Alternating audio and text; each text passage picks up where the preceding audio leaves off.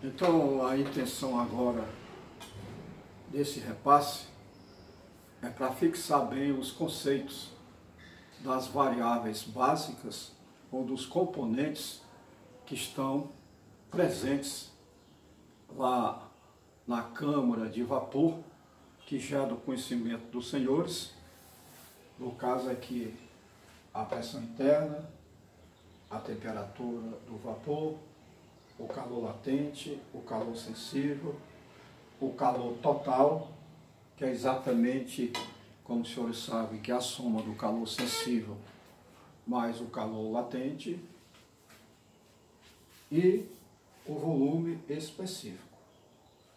A câmara de vapor é o fisco do costado, o espelho frontal, espelho traseiro e a lâmina d'água. Então, o nosso primeiro entendimento é como se forma a pressão interna no interior da câmara de vapor.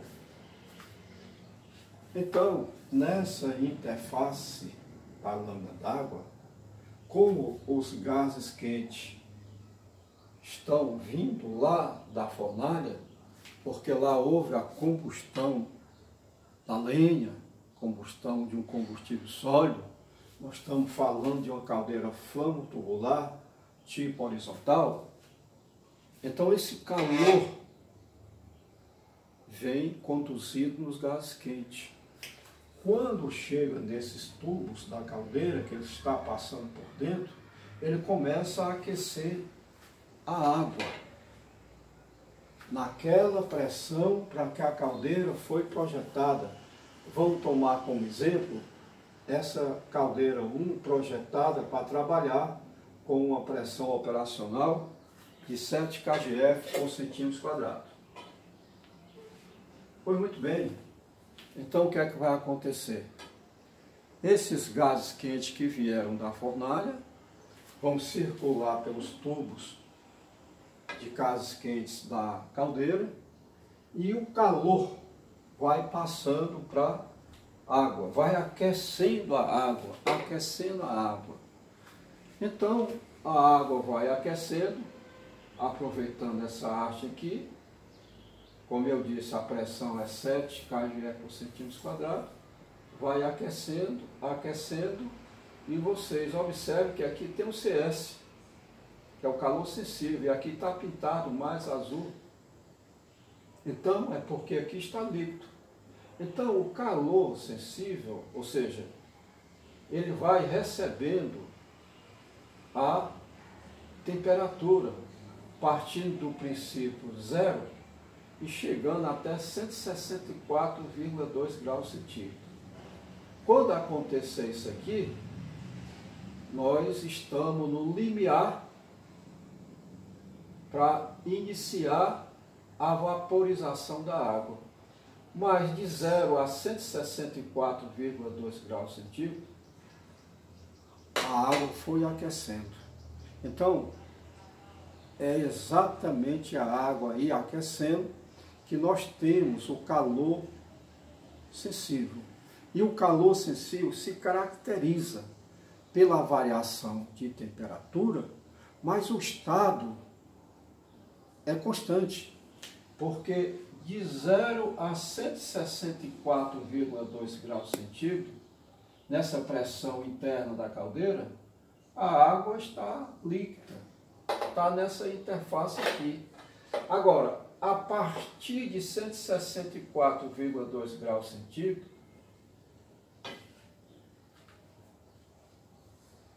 por mais que você ceda calor, é mantido exatamente agora a transformação do estado líquido da água para o estado vapor. Aí nós temos o calor latente. O calor latente se caracteriza pela temperatura constante, mas acontece a mudança de estado. no caso do interior da caldeira, do estado líquido para o estado gasoso. E nós sabemos que o calor total é a soma do calor sensível enquanto a água estava aquecendo para se vaporizar. Depois que ela muda de estado, passa a ser o calor latente, é vapor. Então, o calor sensível para chegar a 164,2 graus centígrados, esse quilo de vapor recebeu 165,6 quilocal do calor que foi gerado lá na fornalha e que circulou pelos tubos de gás quente. Ok? Agora, de 164 e diante, passa a ser calor latente porque houve a mudança de estado e a temperatura vai continuar 164,2 graus centígrados. Isso é muito bom para a caldeira, que nós temos então a garantia de estar fornecendo para o cliente produção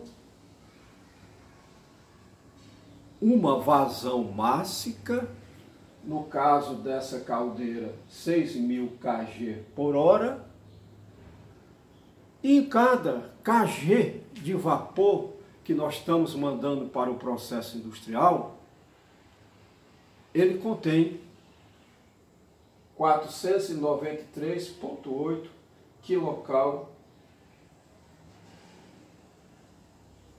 por kg. Então está patente a explicação do calor latente. Aproveitando, 6.000 kg por hora é a capacidade da caldeira, é a vazão máxima. É o fluxo de vapor que sai aqui pela válvula que está aberta, mandando esse vapor para o processo industrial. 6.000 kg. Então, espera-se que lá no processo industrial eles precisem até 6.000 kg por hora, pois a caldeira foi projetada para atender até 6.000 kg por hora. Eu já falei para os jovens colegas engenheiros mecânicos, engenheiros de segurança do trabalho, para os projetistas, que a relação entre a superfície de aquecimento, cada metro quadrado, aqui nessa caldeira, e é estimado gerar 20 kg por hora. Então, o volume de vapor, a vazão de vapor que é mandada para o processo industrial está diretamente proporcional ao tamanho da caldeira. O tamanho da caldeira tem a ver com a superfície de aquecimento. 300 metros quadrados. Cada metro desse, 20 kg por hora que se gera de vapor. Isso é o cálculo estimativo. A realidade dos fatos é fazer realmente a medição com o aparelho que meça a unidade kg por hora de vapor. Quero falar para os senhores que nós estamos tratando de termodinâmica e são variáveis complexas. Pois muito bem. E com respeito à pressão, aproveitando o espaço, ela tem a ver com a espessura de chapa do costado, do espelho frontal, do espelho traseiro. Então, quanto mais grossa for essa chapa, e também com a natureza desse material, do que ele é constituído. Basicamente, se trabalha para a construção de caldeiras com a chapa ASTM 285 grau C. Então essa chapa tem suas características mecânicas, suas propriedades mecânicas, como no caso da tensão admissível e a temperatura aonde essa tensão admissível é constante, que é a curva de projeto. Já posso adiantar para os senhores que uma chapa ASTM 285 grau C, quando se analisa a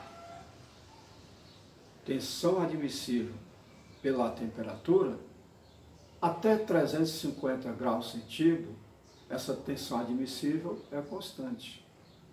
Agora, passou de 350 graus centígrados, cai abruptamente. Então, quando se calcula a caldeira, se calcula dentro da curva constante de aquecimento, até 350 graus. Porque quando ela entra em superaquecimento, que eu já falei, essa chapa, ela fica fragilizada, a tensão admissível não é mais como a tensão admissível do projeto, que foi calculado, o que nós chamamos PMTA, que é a pressão máxima de trabalho admissível, aonde essa pressão máxima de trabalho admissível, já mostrado na outra arte, ela fica retendo, sustentando a pressão interna. Mas o que eu queria mostrar aqui é que a pressão interna na câmara de vapor é uma relação com a espessura do corpo, do costado da caldeira e dos espelhos. Quanto mais grossa for a chapa, mais pressão resiste. Então está explicado esse pormenor. Bom, já explicamos calor sensível, vai explicando calor latente. E a soma do calor latente com calor sensível é o calor total. As variáveis que eu posso afirmar, se a gente fosse projetar uma caldeira agora C2 com uma pressão maior, se os senhores observarem, quando se aumenta a pressão do vapor, se aumenta a temperatura. Por isso, nessa caldeira que a pressão era 7, a temperatura é 164,2 graus centígrados. Nessa caldeira que a pressão é 8 kgf por centímetro quadrado, a temperatura aumentou 174,5 graus centígrados. Nessa explicação, quando se aumenta a pressão do projeto da caldeira, o calor sensível também cresce. Lógico que o calor sensível também cresce. Vamos ceder agora nessa caldeira 2, que é 8, para aquecer a água até ela vaporizar, nós vamos precisar de mais calor sensível. Como o calor total é a soma do calor sensível mais o calor latente, quando eu comparo 493,8 numa caldeira de 7 kgf por centímetro quadrado e coloco agora uma caldeira de 8, esse calor latente, quando a pressão da caldeira aumenta, ele cai um pouco. Mas eu quero deixar claro que o calor sensível trabalhou, se aqueceu mais a água, porque a pressão estava mais elevada. Então, o calor sensível, tá certo? A gente já teve que aquecer mais a água. Senhores, observem que aqui é 165,6 kcal kg a 7 quilos kgf por centímetro quadrado. E aqui é 176,4 kcal por kg, mais na pressão de 8. Explicado. Bom, o que falta agora, senhores, é a gente falar, sim, e o calor total cresce com a pressão da caldeira. Bom, agora vamos falar do volume específico. E vamos comparar uma caldeira que trabalha com 7 e uma caldeira que trabalha com 8. E vamos analisar 1 quilo, a massa de vapor. Então nós temos aqui uma massa de vapor de 1 quilo. No volume de 0,277. Então, a relação entre volume por massa é o que nós chamamos volume específico. Pois muito bem, observe que aqui o volume é 0,277 metros cúbicos.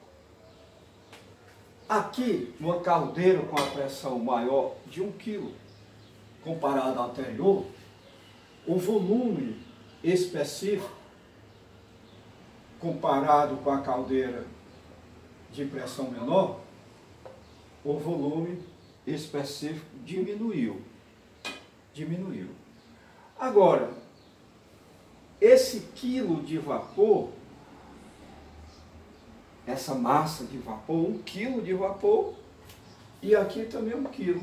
Mas só que esse quilo de vapor aqui, ele está distribuído num volume menor. Então, esse vapor aqui, ele está mais denso. Enquanto esse quilo de vapor aqui, distribuído no volume maior, ele está menos denso quando comparado com esse vapor trabalhando com a caldeira de 8 kgf por centímetro quadrado. Então, nós fizemos o repasse desses conceitos básicos. Nós não estamos falando com a complexidade de termodinâmica, de mecânica dos fluidos. Nós estamos falando uma linguagem entendível para, inclusive, os operadores que têm que ter pelo menos o ensino médio para entender o que o instrutor, o que o projetista está falando. Bom, mas sempre tem na cabeça que o calor sensível, a temperatura varia, mas o estado se mantém o mesmo. Porque aqui era líquido de 0 a 99,1. A partir daí, já houve agora a presença do calor latente, porque houve sim a mudança do estado líquido para o gasoso. É o que caracteriza o calor latente, é a mudança de estado e a temperatura constante. Então nós estamos esclarecidos.